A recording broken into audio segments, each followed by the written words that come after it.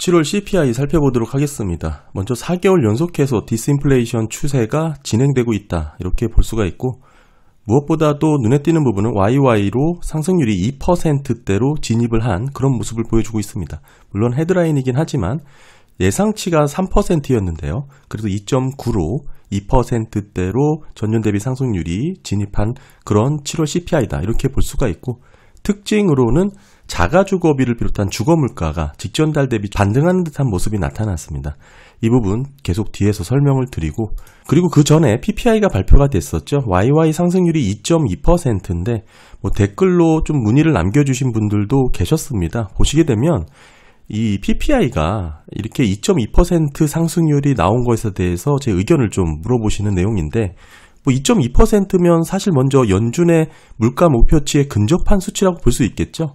사실 연준이 물가를 잡겠다라는 의미는 올라간 물가를 낮추겠다라는 의미가 아니고 상승률을 2%로 맞추겠다, 이런 뜻이거든요. 따라서 지금 PPI가 2.2% 나왔다라는 것은 상당히 긍정적인 데이터다, 이렇게 1차적으로 해석을 할 수가 있고, 이제 다만 우려하시는 내용은 이런 것 같아요. 아무래도 PPI가 CPI의 선행 데이터고, 그러다 보니까 이게 지금 저점을 높이면서 반등하는 추세가 이 끝부분에서 보인다, 이거를 질문하신 것 같은데, 일단은 PPI는 변동성을 좀 보입니다. 변동성을 보이고 CPI에 선행하는 데이터라고 보셔야 돼요. 따라서 지금 이 차트만을 놓고 보면 이게 변동성 구간인지 방향성을 잡고 재차 반등하는 구간인지는 이 차트만으로 해석하기엔 좀 어렵고, 따라서 우리가 많이 보는 게 YY 말고 MOM 변화율을 많이 보잖아요. 이 PPI MOM 변화도 상당히 안정적으로 나왔어요.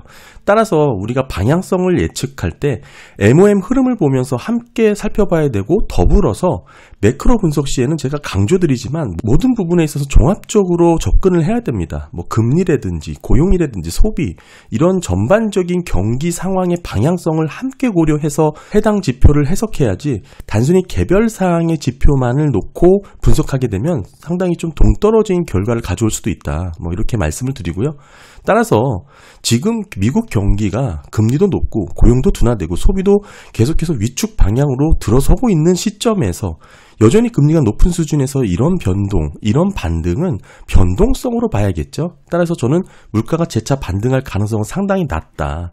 오히려 이렇게 해석을 해야 된다고 봐요. 올해 상반기까지 원자재 가격 상승분이 꽤나 의미 있게 반등을 했었는데, 그런 부분에서 이 도매 가격, PPI 가격이 상승하는 압력을 받았을 가능성이 높다. 다만 이게 소비자 물가로 전가가 되지 못했던 부분들은 앞으로 기업들의 마진 압박으로 해석하는 게 바람직하다. 최근에 이를 반증하는 듯한 내용들이 많이 나오고 있습니다. 실적 발표 때 하반기 가이던스가 대부분 하향 조정되는 기업들이 증가하고 있거든요. 이런 부분에서 오히려 미국 경기가 더 둔화, 위축될 수 있는 그런 마진 축소, 마진 압박의 해석으로 이 PPI가 높아졌고, 오히려 CPI는 떨어지고 있는 이런 구간에서의 해석이 가능하다라고 저는 보고 있고요. 단순하게 PPI가 여기서 저점을 높여서 반등했기 때문에 오로지 이게 전가돼서 CPI가 그대로 선행 데이터로 잡힌다, 이렇게 보기에는 좀 무리가 있고요. 종합적으로 매크로 데이터를 살펴보면 결국 이 방향성이 반등하는 추세인지 단지 변동성이 확대된 구간인지 이렇게 볼 수 있습니다. 이게 이렇게 올라갔다 이게 떨어질 수 있는 것이죠. 그게 이제 변동성이라는 뜻이죠.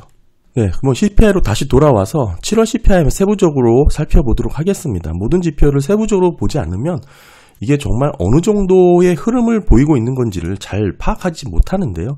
먼저 상품 단, 코어 상품 부분의 디스인플레이션 추이 한번 보게 되면 이번 7월 달도 여전히 디스인플레이션 추이는 지속되고 있다 봐야 됩니다. 마이너스 0.32%로 집계가 됐습니다. 뚜렷한 하락세가 지속된다 이거죠. 올해 2월달 이게 반등하고 플러스 국면으로 돌아서면서 드디어 이제 상품 디스인플레이션 추이가 마무리된다, 큰 우려가 있었죠. 이제 그런 우려는 일단락되는 그런 모습을 보여주고 7월달, 6월달에 이어서 재차 하락하면서 또 뚜렷한 하락세가 이어지고 있다, 이렇게 봐야 되고, 결국 코어 상품, 식료품과 에너지를 제외한 부분이죠. 이런 부분의 디스인플레이션 추이는 계속된다. 이제 남은 것은 서비스 부분이 되겠죠. 근원 CPI의 서비스 가격 지수 보시게 되면 좀 상승을 했습니다. 0.31%로 직전 달이 0.13이었거든요. 꽤나 높아진 모습을 보여줬고, 다만 추이 보시게 되면 반등이라고 보기에는 아직은 해석의 여지가 좀 남겨있다. 뭐 이런 추이 자체가 이렇게 다시 떨어질 가능성도 높기 때문이죠.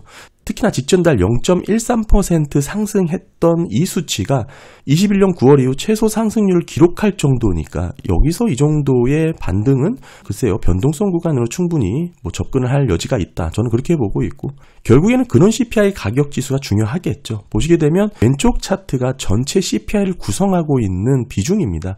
이 79%에 해당되는 게 근원 CPI고요.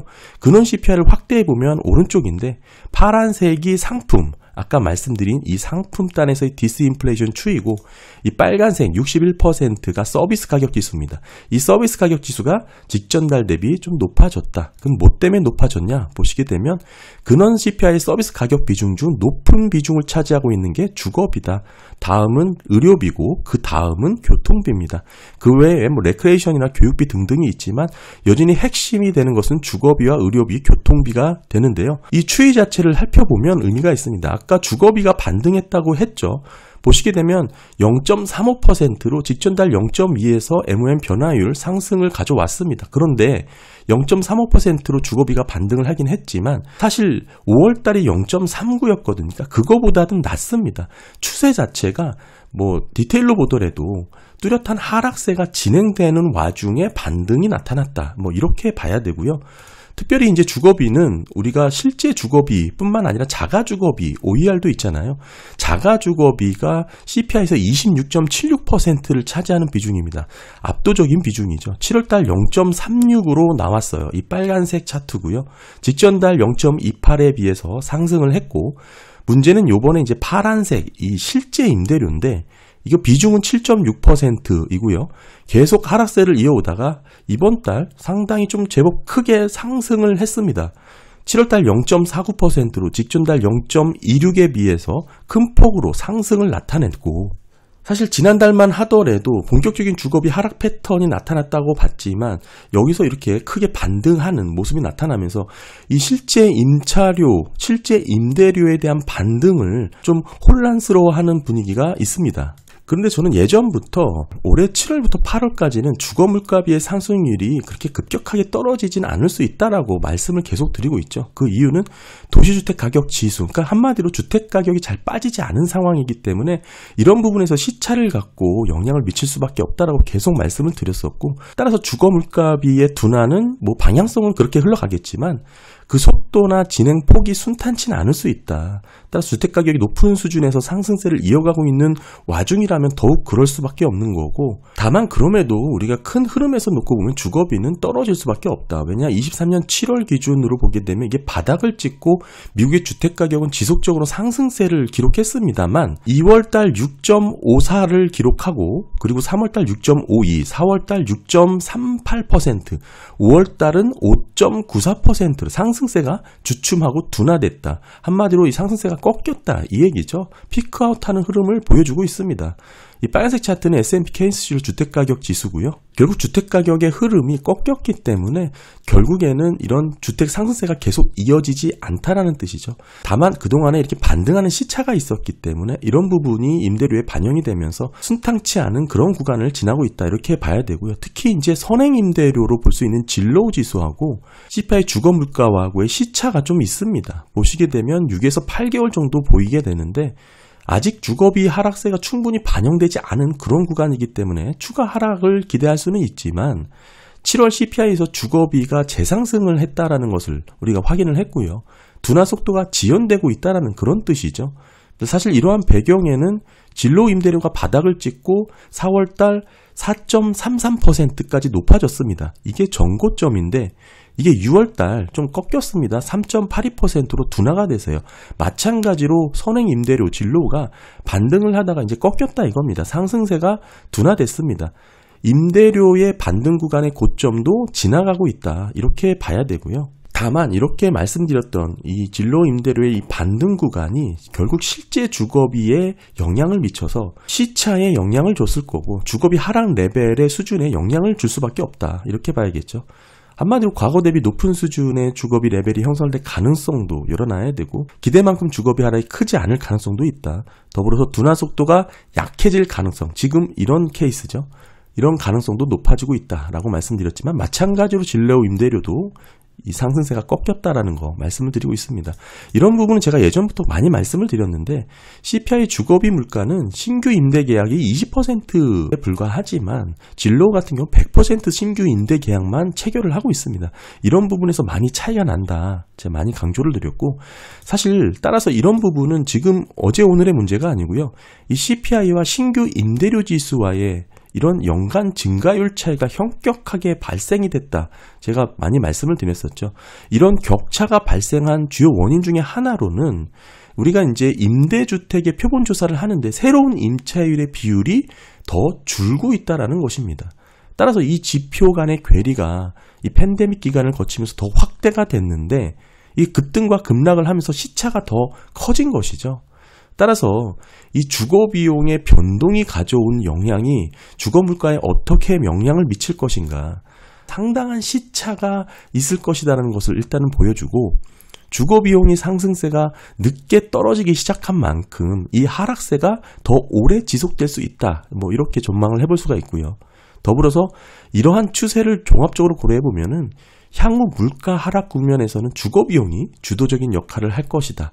이게 올해 하반기부터 적용이 돼서 내년에는 본격화될 가능성이 크다. 뭐 이렇게 봐야겠죠. 앞으로는 물가 안정화 과정에서 주거 비용이 핵심 요인으로 작용할 가능성이 높다. 뭐 이렇게 봐야 되고 보시게 되면 검은색과 빨간색은 진로주택 임대료 지수고 신규 세입자 임대료 지수입니다. 이 두 차트는 신규 세입자의 임대료 수준만을 조사를 하는 거고요. 아까 말씀드렸다시피 CPI의 임대료를 측정하는 방식에는 신규 임대 계약이 20% 정도인데 그마저도 새로운 임차율의 비율이 감소하고 있다. 이러면서 이 격차가 더 심해졌다라고 말씀을 드렸는데 결국에는 신규 세입자의 임대료 수준만을 조사해 본 이 지수의 흐름과 CPI 주거비 물가 흐름하고의 간극이 이렇게 벌어졌다라는 것입니다. 이 차트가 의미하는 것은 주거 물가 압력은 점차 계속 완화될 가능성이 높고 하반기나 내년 초에는 주거 물가 지수의 YY 변화율이 가장 빠르게 낮아질 것이다. 이렇게 전망을 해볼 수가 있는 것이죠.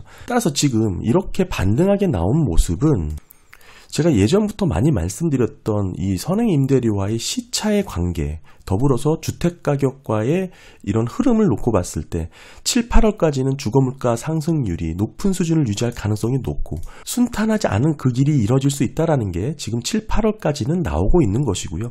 장기적으로 봤을 때는 신규 임대료 지수와의 현격한 격차가 발생한 부분 그리고 마찬가지로 신규 세입자 임대료 수준과의 차이 등을 고려해 봤을 때 앞으로 주거비 물가는 본격적으로 하락 국면으로 이어갈 것이다. 뭐 이렇게 봐야 되고 이런 임대료의 반등 자체가 그렇게 크게 우려할 그런 요인은 아니다라는 것을 말씀을 드리고 있는 거고요. 그런 의미에서 이번 7월달 주거비를 제외하고 CPI, YY 변화율 보시면 1.72%입니다.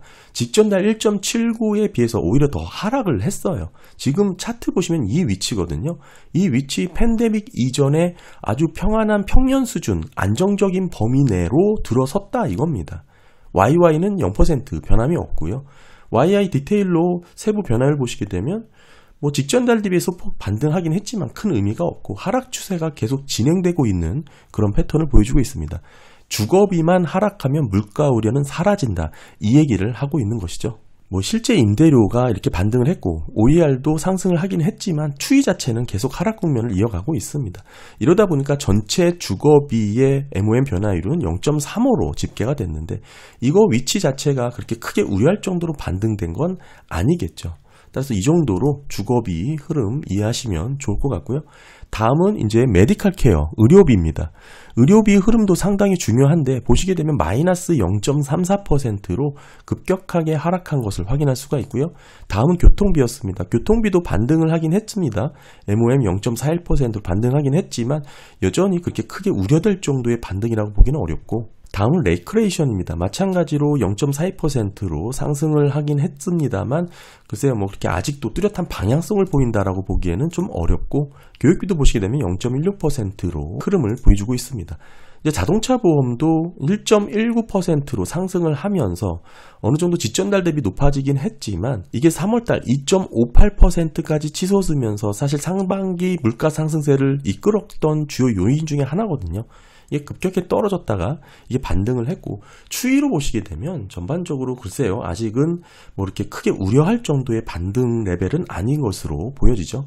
이렇게 하락하는 추세에 뭐 이런 변동성 구간으로도 충분히 볼 수 있는 여지가 있고요. 뭐 그러다 보니까 전반적으로 기조적 물가 흐름을 보여주는 변동성이 큰 식품과 에너지, 주거비를 제외한 우리가 스티키 물가라고 보는 YY 변화를 보시면 3.03% 상승을 했습니다. 여기고요.